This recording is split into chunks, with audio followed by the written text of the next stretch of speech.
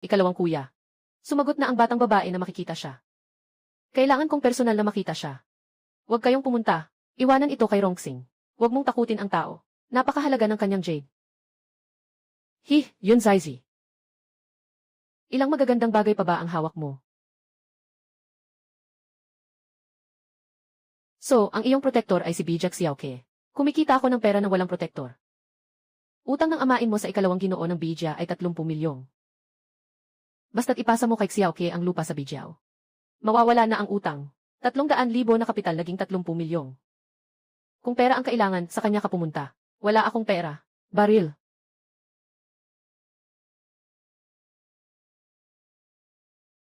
₱800,000 na espiritual na bato.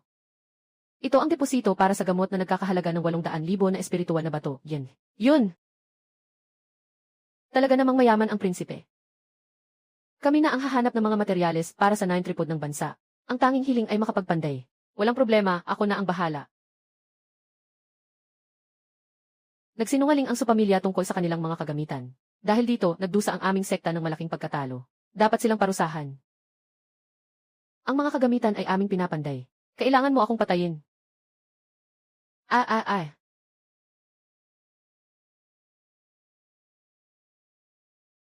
Saan nagmula ang gamot na ito? Mula sa makapangyarihang nilalang sa ibang mundo. Kababawan. Ito ay purong kalokohan.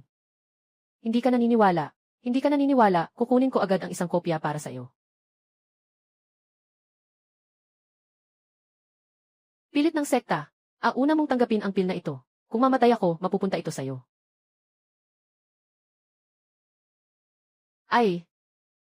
Bakit ka tumatakbo?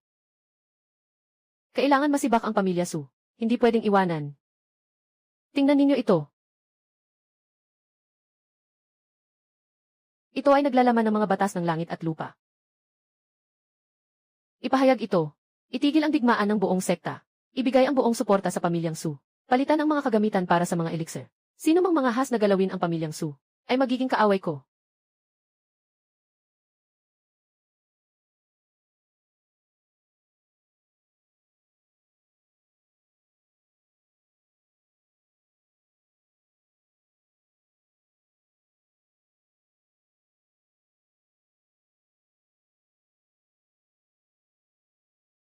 Suk Xiaoje.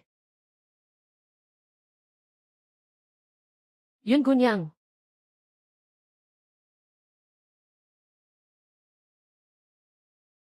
Hindi na muling makikita ni Suk Xiaoje si Yun Gunyang. Suk Xiaoje, buhay ka pa. Ikaw ay isang malaking bisita. Hindi ka pwedeng mamatay. Pasensya na, Yun Gunyang. Natakot akong maabala ka sa iyong pahinga.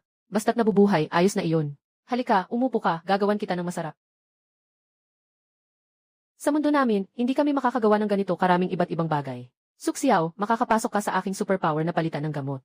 Ito ang iyong pinakamalaking kalamangan. Kung may katinuan pa ang cloud set, siguradong hindi sila magtatangkang lumampas sa hangganan. Ano man ang mangyari, huwag makipagkompromiso. Hindi ko iiwan ang sinuman sa ating lahi. Ayan, Gil. Yun, narinig ko ang iyong boses kanina. Sa loob ng tahanan. Ikaw ang tumatawag sa akin. Kaya ang iyong makapangyarihang bagay na konektado sa ating mundo. Ay hindi iyon. Sinasabi mo ito. Ito ay tinatawag na cellphone. Ito ang ating kagamitan sa komunikasyon sa mundo. Ayan, Gil. Yun. Pwede bang basta-basta lang itong tingnan? Sa ating mundo, pwede itong tingnan ng basta-basta. Sa inyong mundo, kailangan ng bayad para makapanood, di ba? Hindi ko iyon ibig sabihin. Tulungan mo akong tingnan kung ano ang ibig sabihin ng nahulog na perlas. Bakit ngayon ko lang susubukan na wala na? Paano mo nawala ang aking perlas? Hindi ako ang may kasalanan. Sandali, may mga bagong ideya akong pumasok sa isip ko. Ang perlas na ito ay isang AC tag. Dahil dito, makakapag-usap tayo kahit malayo. Maaari rin akong pumasok dito mula sa ibang lugar. Bumalik ka at sabihin sa leader ng grupo ninyo. Ang mga kondisyon na inaalok ng aming Xianyu Anzong ay hindi bababa sa Yun Xiangzong. Sana magustuhan niya.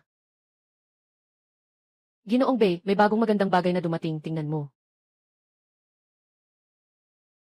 Gintong kahoy.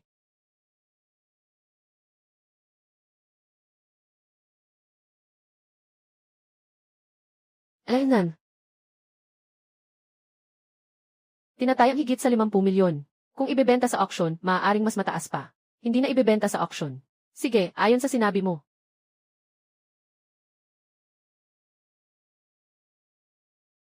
Mag-ingat ka, mas mag-ingat ka pa. Mayroon bang kumpletong webbles? Sabi ng batang babae, wala. Mayroon naman talaga. Ayaw lang niyang maabala. Anong upuan ang bagay sa lamisang ito? Hindi ba may upuan na gawang golden nan mo si Ginoong Yu? Huwag nang banggitin si Lao Yu. Itinuturing ang upuan na parang buhay. Kailangan kong tawagan si Lao Yu para magbukas ng mata, hahaha.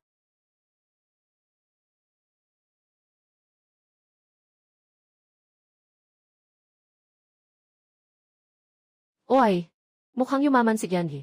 Yun kamakailan.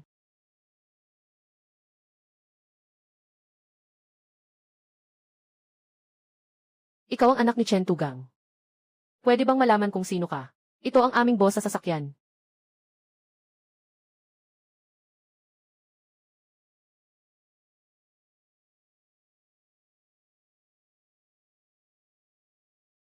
Mula sa 2 piraso ng pilak, nakakuha ng isang ganap na bagong substansya. Bihirang metal. Anong substansya? Walang tala sa mga siyentipiko. Napaka-espesyal ng komposisyon. Tulungan mo akong makakuha ng higit pang pilak na iyon. Babayaran ko ng doble. Kunin mo kung gaano karami ang mayroon. Ang batang babae ni si Jay ay napakamaingat. Niloko mo siya isang beses. Wala nang posibilidad ng pakikipagtulungan. Ngunit narinig ko ang isang kakaibang bagay. Ang mga tauhan ni Che ay naghanap ng gulo sa kanya. Ngunit siya ang nasaktan. Nang subukan ni Zhou Erhei na kumilos, bigla siyang naitaboy. Hindi lang isang beses. Baka maghanap tayo ng tao para subukan ito. Huwag mo siyang baliwalain kung may mga lihim siya. Iyan ay kanyang usapin. Maaari bang makipagkita si Gens? Gan, interesado ang mamimili sa 2 piraso ng pilak mo. Kaya pala tungkol sa pilak. Hayaan mong personal na pumunta ang Birong Hang. Tamang-tama para makita ni Zhou Erhei. Hindi ako walang sandigan.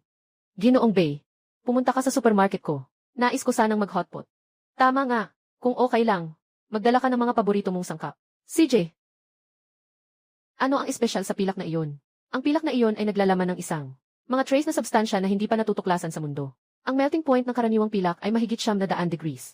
Ang batch ng mga ingot ng pilak ay natunaw lamang sa halos 2,000 degrees. Sa mundo ni Suyanche, napakaraming mga alchemist. Baka may kaugnayan ito dito. May kasama ka at iba pa.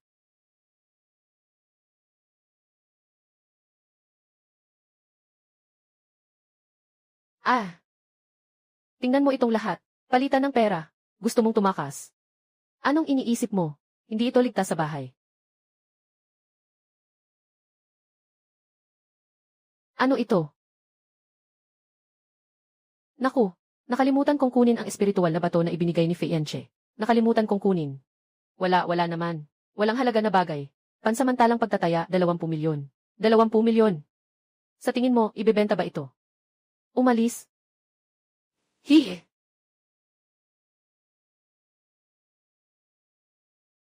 Ayan, Gil. Yun, kailangan mo ba ng tulong ko sa mga utang ng pamilya mo? Ang tao ng tiyuhin ko ang nag-alok. Ang kondisyon ay palitan ang karapatan sa lupa ng kanyang ama. Hindi ko kayang magpautang sa kanya ng ganito kalaking utang na loob. Hindi na kailangan. Sino ang dapat magbayad sa utang na hindi pa nababayaran? Hindi ko pwedeng siyang palitan. Tama ka. Mag-ingat ka. Tumawag ka sa akin kapag nahirapan ka.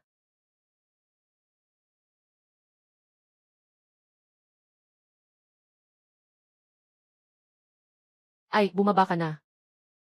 Tingnan ko nga kung ano ang dinala mo galing sa batang babae na iyon. Lolo, sa kalahating buhay mo, anong kayamanan ang hindi mo pa nakita? Bakit ka sobrang nagmamadali? Ayaw mo talagang payagan kaming makadaan. Matagal ko nang gustong makita ang batong iyon.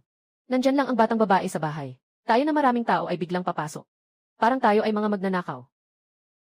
Ha ha ha ha ha. Ito ay isang buhay na bato. Parang may hininga na dumadaloy sa loob. May sinabi ba ang kabilang panig tungkol sa pinagmula ng batong ito? Hindi ako nag-imbestiga sa pinagmula ng mga kalakal. Ang pagtatanong ng labis ay maaaring makasira sa transaksyon. Ngunit hindi sinasadyang tinawag niya itong espiritual na bato. May malaking nakamit si Gian. Yun sa pagkakataong ito. Anong malaking nakamit?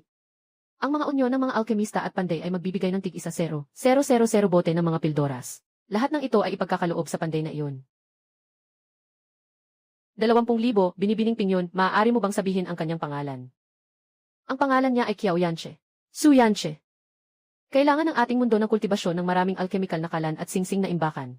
Kaibigang Su, kaya mo bang tanggapin ang order? Sa ngayon, mukhang hindi pa maaari. Ang buong pamilya niya ay nasa ilalim ng bahay ng sekta. Mahirap hulaan ang buhay at kamatayan. Bakit kailangang umasa ng pamilya ng mga alchemist sa sekta? Sa inyo, hindi kailangan. Ang aming mga alchemist ay bumuo ng isang unyon. Napakataas ng katayuan. Mas mataas pa sa mga alchemist ng gamot. Maaaring makapagbigay ng ilang sanggunian ito kay Su. Si Sudaoyo ay may utang sa atin. Kung kailangan, huwag mag-atubiling humingi.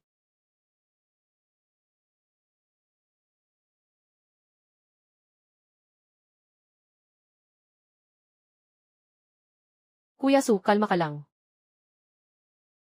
Pasensya na, sasamahan kita.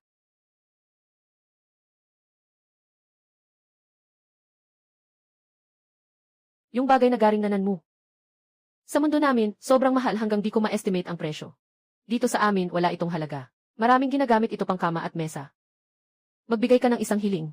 Kung hindi, hindi ko matatanggap ang mesa na ito. Kung ganun, bigyan mo ako ng isa. Yung mesa nyo. Bibigyan kita ng 10, sapat na para basagin mo. 6 na hurno ng pagpuproseso ng elixir ang nasa loob nito. Isa ay bagong gawa, 5 ay inventaryo. May pagkakaiba ang inventaryo at ang bago. Mas masalimuot at mas detalyado ang aming estruktura. Mukhang napakadali ng hinihingi ng kabilang panig. Sa madaling salita, ang alchemy furnace na gusto ni Yushan ay basura. Kung makakaraos ang pamilya Su sa pagsubok na ito, gagawin ito para sa kanya. Kung hindi sila makakaahon, huwag magmadali, may mga bagay pa akong dapat gawin. Kapatid, maaari mo bang bigyan ako ng ilang imbakan na celestial? Walang imbakan na singsing sa mundo ng kalaban. Kailangan ito ng buong mundo ng mga cultivator. Hintayin mong malampasan mo ang pagsubok na ito. Gaano karami ang kailangan mong ibaba? Ito ay mula sa puso ng kalaban. 20,000 bot ng elixir. Ang dami nito. Pero sa ngayon, wala pa akong maibabalik. Ang pinakamalaking gantimpala ay ang makaligtas ka. Huwag kang umiyak, macho. Hindi ko kaya. Sa mundo ng iba, ang mga alkimiko at tagagawa ng kagamitan ay hindi umaasa sa anumang sekta. Nagtatatag sila ng kanilang sariling unyon. Ang katayuan ay higit sa sekta. Brod, dito na lang ako makakatulong sa iyo. Ikaw na ang pumili ng daan. Saan ang elixir? Ibigay mo na agad. Wala akong dinala.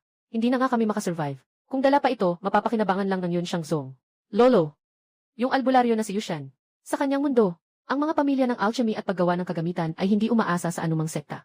Ang kanilang katayuan ay mas mataas sa sekta. Kung makikipagtulungan tayo sa ibang pamilya ng paggawa ng kagamitan na may parehong problema, baka makabuo rin tayo ng isang guild ng mga albularyo.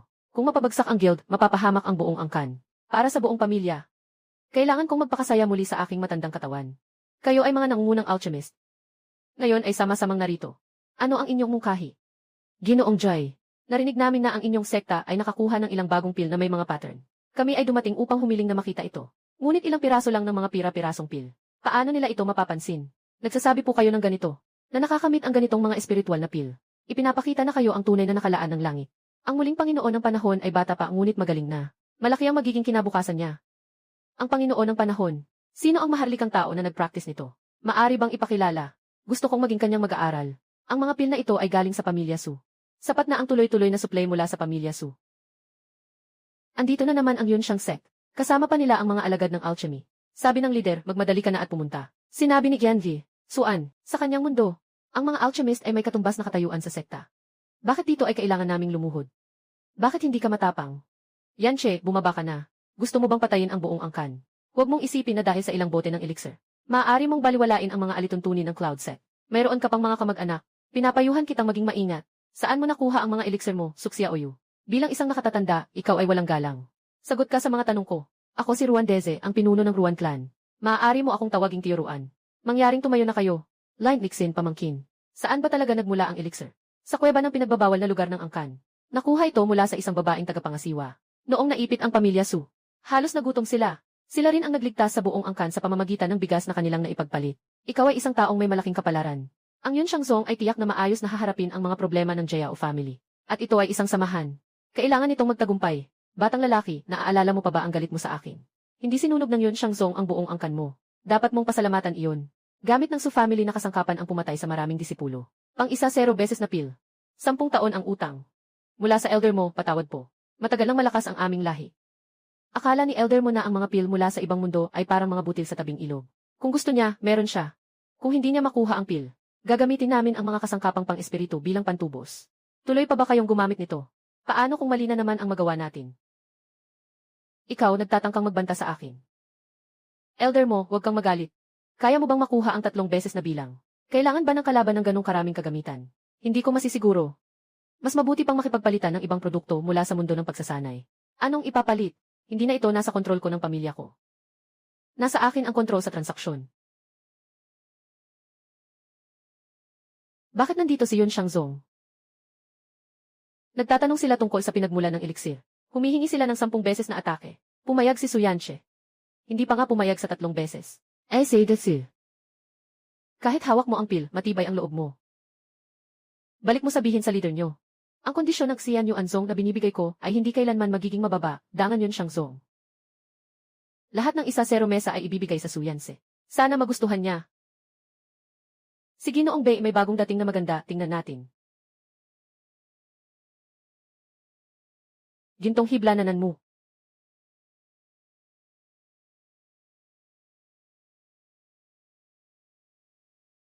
Alainan.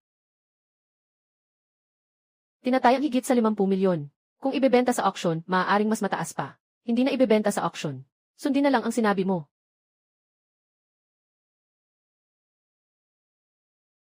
Mag-ingat ka, mas mag-ingat ka pa.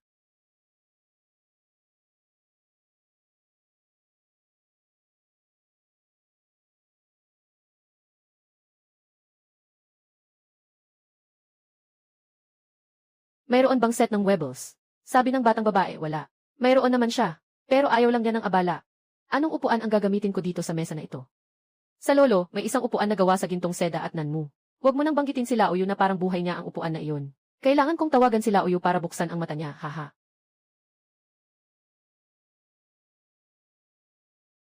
Ay. Kamakailan lang ay yumaman si Miss Yun.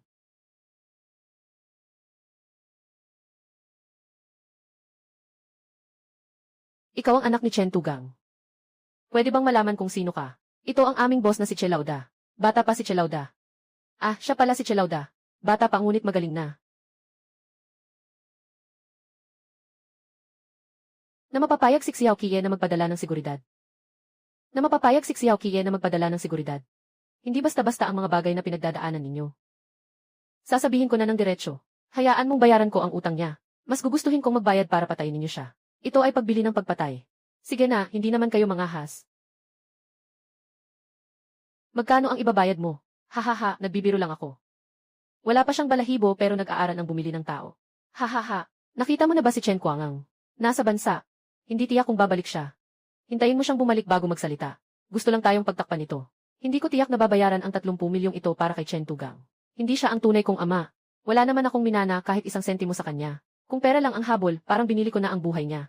Sutil kang bata ka, hindi ako sumusunod sa batas. Nakalimutan mo na ba yung 2 beses na bumalik sa'yo? Maniwala ka man o hindi, kaya kitang patayin ng walang nakakaalam. Sige nga, gumalaw kayo, hindi ba't may otomatikong depensa kayo? Hindi ba't kaya ninyong magbalik ng atake? Ipakita mo sa akin. Napakaikling ng epekto ng kampanilya ng kaluluwa. Sige, ipakita mo kung gaano ito kaikling talaga. Martes, Black Zhangfi, Liu Cheng. Boss, bakit mo ako tinatamaan? Tingnan mo yung nasa paligid mo. Hindi naman talaga sa akin ang utang sa sugal. Bakit ako ang mananagot? Akala ninyo dahil marami kayo ay matutulak ninyo ako, isang maliit na babae. Hindi naman masama na magpagtanggol ako, di ba? Umalis na muna, boss. Ang batang ito ay sobrang kakaiba. Mag-hire kayo ng isang malaking manghula sa susunod para labanan siya. Haha. Napatay niya ako. Hindi kayo makakakuha kahit 1 sentimo. Ganyan kayo turuan ng ikalawang Ginoo kung paano magnegosyo. Tara.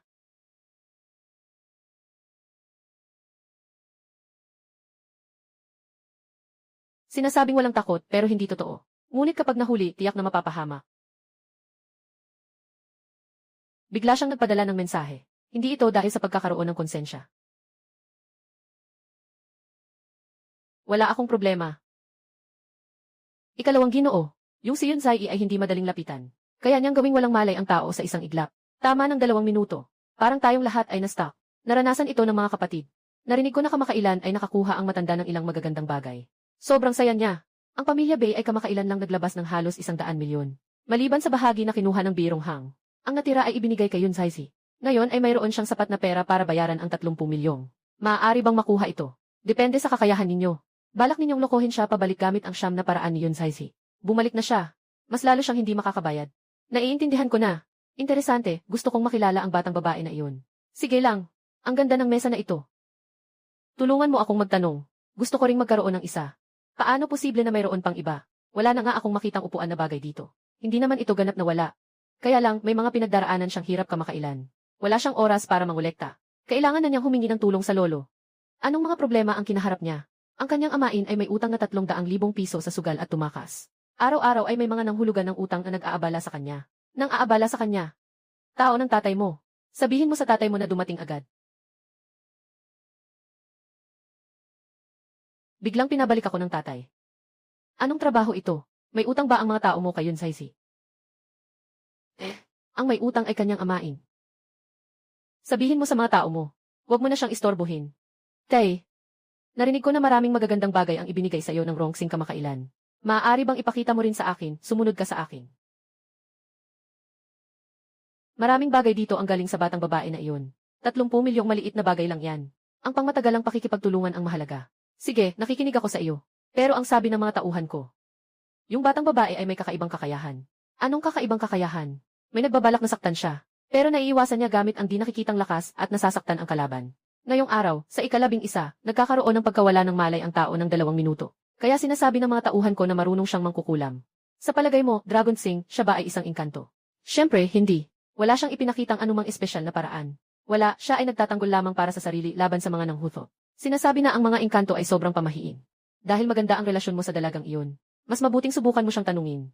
Ang patakaran ay huwag tanungin ang dahilan ng kapahamakan. Sinasadya ang pagtatanong.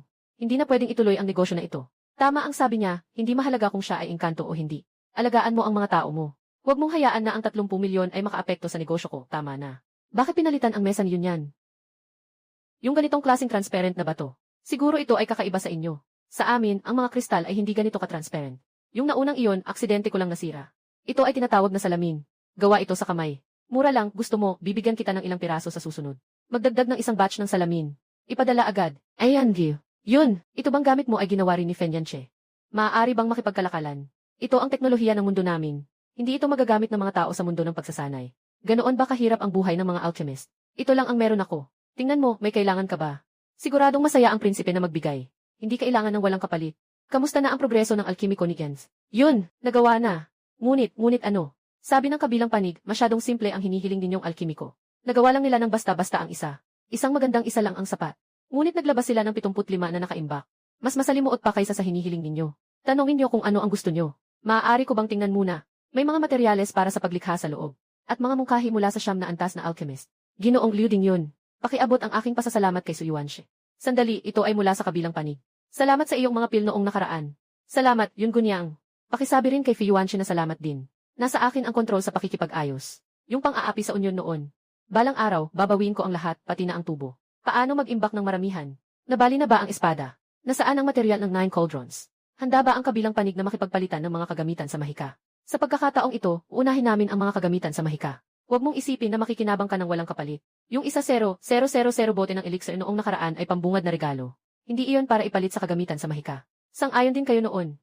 Ngayon, humihingi kayo sa akin ng kagamitan sa mahika. Pupunta ba ako ng walang dala para makuha ito? Hindi kami katulad ninyo. Gusto pa naming makipagpalitan ng pil para sa alchemy. Yung mga nagpa-practice ng key ay gustong makipaglaban para sa pil.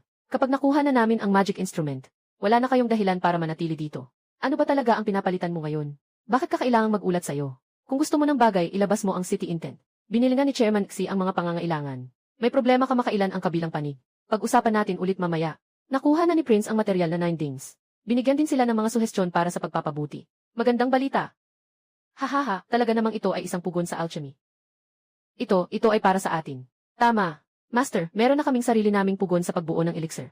Pinag-aaralan ko ito ng kalahating buhay. Sa wakas, meron na kaming sarili naming pugon. Ito ang karaniwang ginagamit sa kabilang mundo. Ito naman ay mas maselan. Nakatipid ng kalahati ng enerhiya. Binawasan ang oras ng 70%. Lahat pa rin ay mga dekalidad. Totoo nga. Mas mataas ang produktibidad. Ikaw at ako, magkatutor at mag-aaral, gumagamit ng bagong ding. Ibigay na lang ang luma sa guild ng alchemist. Bakit ibibigay? Hindi ba nila papalitan ng mga pilit na gamot? Hindi talaga ibibigay sa master. Nagbigay sila ng presyon muli. Si Prince Xi Wangzi ay guro ko dati sa Union. Ang kanilang mayabang at mapangmataas na ugali. Sawa na ako dyan. Narito na ang 2 guro, ang mga prinsipe. Ito ang kalaban. Ang paglikha ay napakabilis. Bakit magkaiba ang 2 ito, kaibigan? Yung sombrero na iyon ay ginawa ayon sa aming hiling. Yung sa kabilang panig ay gawa nila. Nakakatipid ng lakas at oras. Mas mapapabuti pa ang kalidad. Ang galing, kailangan natin lahat ng ganito. Magpa-order pa tayo ng ilan. Maganda to. Dapat muna itong ibigay sa master mo. Sa susunod, ibabalik ko na sa akin. Natural lang iyon. Prinsipe, ito ay pasalubong mula sa kabilang panig. Ibibigay ko ito sa iyo. Ibibigay ko ito kay Chairman Xi. Pakisuyo, ipasa mo na lang. May bahagi pa rin ako sa culinary world. Sige, ipapasa ko na lang para sa iyo. Talagang binigay sa atin ang ating imbakan ng mga pamatay. Yung 1,000,000 bote ng pil ay hindi na sayang. Mahal. Sobrang mahal. Pangulo, siguradong nakakuha si Yushian ng magagandang bagay. Ayaw niyang ipaalam sa atin. Yung 1,000,000 bote ng pil ay libre lang na ibinigay. Kunin ang danya pabalik. A-block ang kanyang guro at estudyante. Kung ayaw ibigay, putulin ang kanyang mga binti. Iulat sa Pangulo. May imbitasyon mula sa prinsipe. Iulat kay Haring Su. Walang oras ang Pangulo. Sabi ng mga tao sa palasyo. Ang tagagawa ng kagamitan mula sa ibang mundo ay nagbigay ng pasasalamat sa gamot. Sa pamamagitan ng isang imbakan na singsing bilang kapalit. Mangyaring kunin ito, Pangulo. Ano? Imbakan na singsing. Imbakan na singsing. Imbakan na singsing.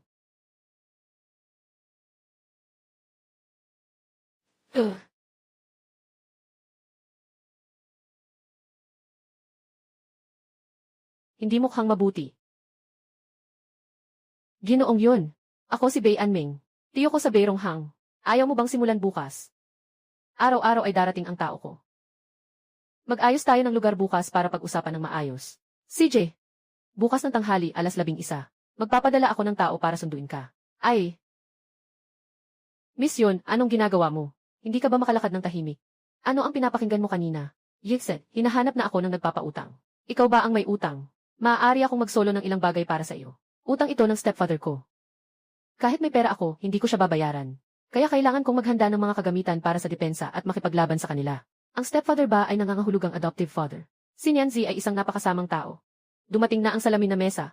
10 piraso lahat. Pumili ka ng 1,000. Pwede rin mag-ayos-ayos ng mga salamin. Yung ganitong hindi transparent ay frosted glass. Doon sa kabilang side ay fully transparent. Ano ito? Bukod sa mga kasangkapang pang-espiritu, ang yun mong guya ay maaaring kailangan pa ng ano. Ano pa ang kailangan niya? Bakit, hindi na makapagbigay pa ang supamilya ng mas maraming kasangkapang pang-espiritu? Inuutusan tayo ng Cloud Sect na sa susunod na 10 taon. Kailangan nating magsumite ng 3 beses na kagamitan bawat taon. Lampas na ito sa limitasyon ng pamilya Su. Sinabi mo noong nakaraan na pwede tayong bumuo ng guild ng mga alchemist. Gusto kong samantalahin ang pagkakataong ito para makipag-ugnayan sa ibang mga pamilya ng alchemist. Noon, hindi tayo makapag-ugnayan. Bawat pamilya ay nag-iisa. Nasa ilalim ng pangangasiwa ng 2 pangunahing sekta. Gusto kong humanap ng dahilan para palakasin ang ugnayan. Paano gagawin ito? Iba-iba ang kakayahan ng bawat pamilya. Sinabi ko kay Yun Xiangzong, kailangan ng kabilang panig ng iba't ibang uri ng mga kagamitan. Hihilingin nila sa ibang pamilya na makipagtulungan. Magkakaroon ako ng pagkakataon na makuha ang tiwala ng bawat pamilya. Isang bato, 2 ibon. Pero baka mahuli tayo. Iyan ay tiyak. Ngunit ako ang may kontrol sa nilalaman ng transaksyon. Akala lang nila ayaw ng Su na maglabas ng mga artifact. Kaya't hinahatak ang iba. Isang mataas na estratehiya. Sa tingin mo ba masyado akong mapanlikha at may mga plano? Paano naman? Para protektahan ang iyong mga kababayan. Ginoo yun. Pwede mo ba akong tulungan na alamin kung meron silang mga aklat tungkol sa paggawa ng pila? Walang problema. Mayroon ba kayong mga aklat tungkol sa paggawa ng kagamitan na maibabahagi? Ang paggawa ng kagamitan sa supamilya ay itinuturo ng pasalita. Bihira itong maisulat. Uwi ako para magtanong. Nalaman mo na ba kung paano itanong ang pangangailangan nila? Ipinasa ng Ginoong Tuo. Sa susunod pa magkakaroon ng resulta. Handa ang kabilang panig na ibahagi ang mga kasanayan sa paglikha ng elixir. Ipinasa rin ito. Kailangan pang maghintay ng susunod na tugon. Ginoong Yi. Pinaalalahanan ako ng Ginoong Tuo. Maaaring kailanganin ng kabilang panig ang mga aklat tungkol sa paggawa ng kagamitan. Walang mahanap ang pamilya Fei na ilang libro. Kaya't hinihiling namin kay Ginoong Yi na mag-isip ng paraan. Ginoong Yi, kailangan namin ng mga aklat tungkol sa paglikha ng gamot. Makatuwiran na ibigay ang mga aklat tungkol sa paglikha ng kagamitan sa kabilang panig. Mas mabuti pang ang Yong Xiangzong ang humarap at mangolekta. At mga kalkulasyon. Gusto niyo ng mga aklat. Hayaan ninyong ilabas ng mga pamilya ng mga panday ang kanilang mga lihim. Bakit hindi na lang si Ginoong Ruan ang personal na makipag-usap? Handa ang aming royal na rehiyon na tumulong. Maaari rin ang aming Senyuan sect. Kailan naging ganito kakonti ang Yongxiang sect? Anong ibig mong sabihin, ikatlong prinsipe?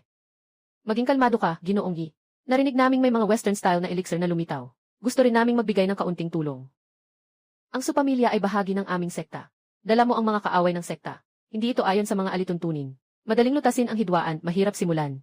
Mas mabuting mamuhay ng mapayapa. Kung tunay na nais ng Senyuan sekta ang kapayapaan. Mas mabuting pumirma ng kasunduan. Marami pa sa aming sekta ang hindi pa kumikilos. Kung gusto ng labanan, labanan na. Mga Ginoo, huwag magalit.